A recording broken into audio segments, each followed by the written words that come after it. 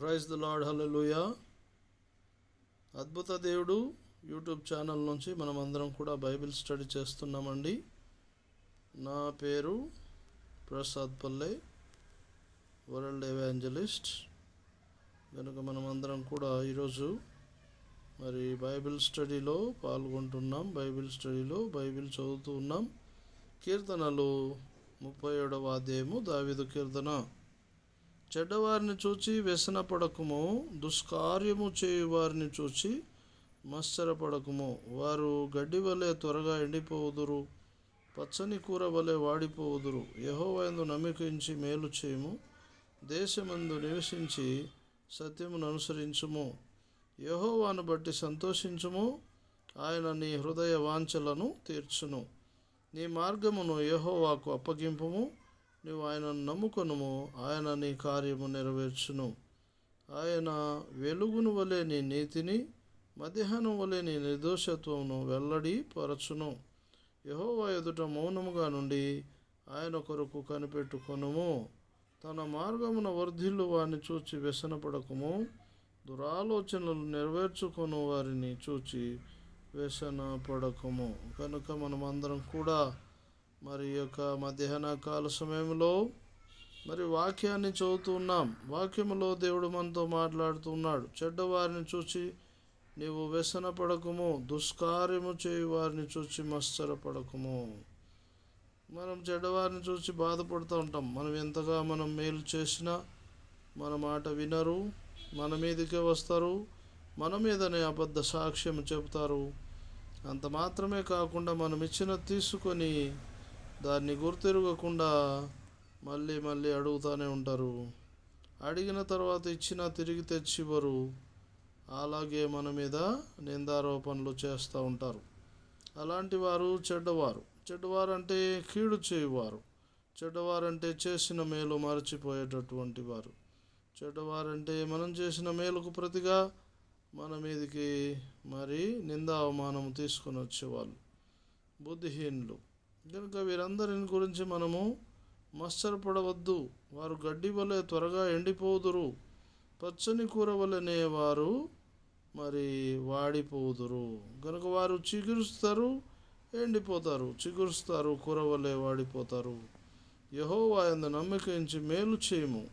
చెడ్డవారు నీకు మేలు చెడ్డవారు నీకు కీడు చేసినారని ఇతరులకు మేలు చేయడం మానవద్దు. నీ మేలు కొనసాగించు. ఒకడు 1 మైలు రమ్మంటే నువ్వు 2 మైళ్ళు వెళ్ళు. ఒకడు 2 అంగీలు నీకుంటే 1 అంగీ ఇవ్వు. నీవు తినే ఆహారములో కొంత బీదలకు ఇవ్వు. అలాగే మీరు పండించిన పంటలో బీదలకు మరి పాలు దయచేయి. బీదలకు కూడా దానము ధర్మము చేయి. ఎందుకంటే మన యేసు అలాంటి దేవుడు. అలాంటి దేవుని మనం కలిగి ఉన్నాం కనుక మన హృదయమందు మత్సరపడద్దు. మరి ఎవరైనా కీడు చేసిన దాన్ని బట్టి ఇతరులకు మేలు చేయకుండా మానవద్దు. నీ ఉపవాసం ఏంటంటే నీకు కలిగిన దాంట్లో ఇతరులకు ఇచ్చుటయు, మరి నీవు మరి ఇతరుల అవసరాలు తీర్చుట, ఇదంతా కూడా ఉపవాసమే. కనుక మనము దేవుని ప్రతిస్పందించాల. యేసుక్రీస్తు క్రియలు మన జీవితాల్లో ఇతరులకు కనపరచాలి. నీవు నడుస్తూ పోతుంటే యేసు బిడ్డ ఈయన అనేకులకు మేలు చేస్తున్నాడు అని అందరూ గమనించాలి. అలాంటి క్రియలు మనం చేయాలి. యెహోవాను బట్టి సంతోషించుము, ఆయన నీ హృదయ వాంఛలను తీర్చును. యెహోవాను మనం నమ్ముకున్నాం, యేసుని నమ్ముకున్నాం, ఈ లోకంలో ప్రయాణం చేస్తున్నాం.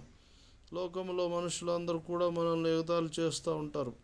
మనం చేసే క్రియలను బట్టి మనకు ప్రతిఫలం దేవుడు ఇస్తాడు. మరి లోకంలో మనుషులు ఎగతాళి చేసిన దేవుడు కనపరుస్తాడు. కనుక దేవుని వెంబడించే మనుషులు మనం భయపడవలసిన అవసరం లేదు. మనం దేవుని గూర్చి సువార్త ప్రకటించాలా, సాక్ష్యం చెప్పాలా. యెహోవాను బట్టి మనం సంతోషించాలా. యెహోవా దేవుడుగా గల జనులు ధన్యులు. మనం యెహోవాను, యేసు ప్రభును, పరిశుద్ధాత్మను మరి దేవునిగా కలిగి ఉన్నాం. తండ్రి, కుమార, పరిశుద్ధాత్మ దేవునిగా కలిగి ఉన్నాం కనుక మనము భయపడాల్సిన అవసరం లేదు. మనము నీ మార్గమును యెహోవాకు అప్పగింపుము. నీవు ఆయన నమ్ముకొనుము, ఆయన నీ కార్యము నెరవేర్చును. నీ మార్గం ఏదైతుందో దాన్ని దేవునికి అప్పగించు. నీవు ఆయన నమ్ముకో, ఆయన నీ కార్యం నెరవేరుస్తాడు. ఆయన నీకు వెలుగును వలె నీతిని మధ్యాహ్నం వలె నీ నిర్దోషత్వమును వెల్లడిపరుస్తాడు. ఎవరు నీకు కీడు చేసినా, ఎవరు నీ గురించి చాడీలు చెప్పినా దేవుడు మాత్రం నిన్ను వెలుగులో నడిపిస్తాడు. దేవుడు మాత్రం నీ నిందను కొట్టివేస్తాడు. యెహోవా ఎదుట మౌనముగా నుండి ఆయన కొరకు కనిపెట్టుము. తన మార్గమున వర్ధిల్లు వారిని చూచి వ్యసనపడకము.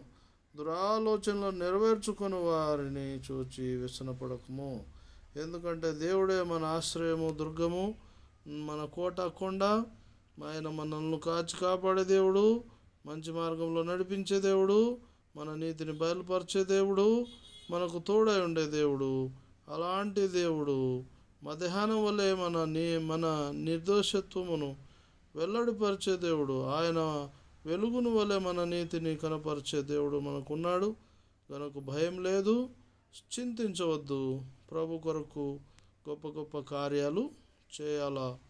మరి నీకున్న దానిలో కొంచెము బీదలకు ఇచ్చి బీదలను గనపరచాలా.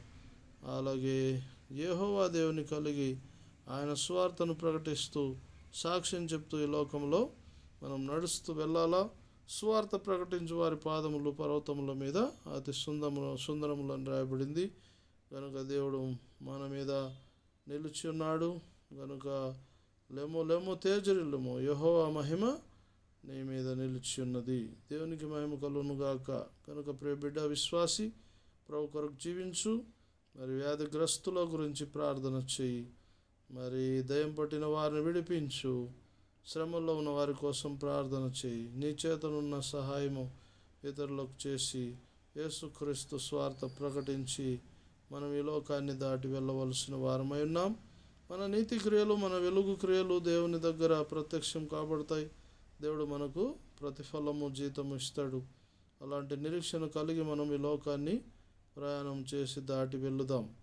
పరలోకమందున మా యొక్క తండ్రి, మీ నామము పరిశుద్ధపరచబడును గాక.